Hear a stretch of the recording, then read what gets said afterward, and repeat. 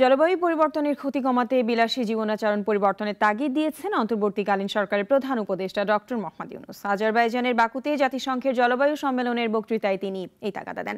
তিনি বলেন, সভ্যতা ধ্বংসের জন্য মানুষই দায়ী। আব্দুল্লাহ শফির প্রতিবেদন। জলবায়ুতে ক্ষতিগ্রস্ত দেশগুলোর মধ্যে অন্যতম দক্ষিণ এশিয়ার বাংলাদেশ। COP29-এর নানা প্যানেল আলোচনায় উঠে এলেও ক্ষতিপূরণ নিয়ে তেমন কোনো উদ্যোগ নেই।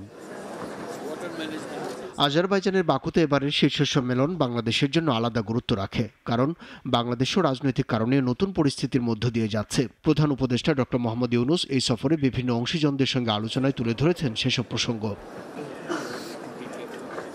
আজ দেন সম্মেলনের নির্ধারিত বক্তৃতা, যাতে উঠে আসে জলবায়ু বিপর্যয় মোকাবেলায় কিভাবে এগোতে হবে বিশ্বকে, নইলে সভ্যতা ও বিলীনের পথে যাবে বলে করিয়ে দেন তিনি। We have chosen a lifestyle which works against the environment. We justify this with an economic framework which is considered as natural as the planetary system.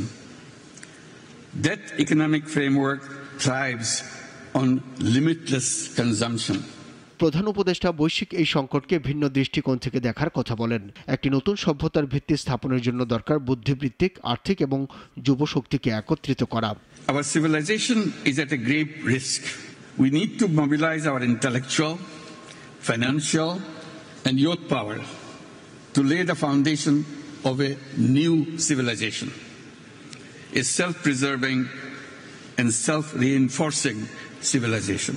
এর আগে সোশ্যাল বিজনেস গ্রুপের সঙ্গে এক আলোচনায় নেপাল ও ভুটানের জলবিদ্যুতের জন্য দক্ষিণ এশিয়া গ্রিড তৈরির আহ্বান জানান সরকার প্রধান ডক্টর মোহাম্মদ ইউনূস।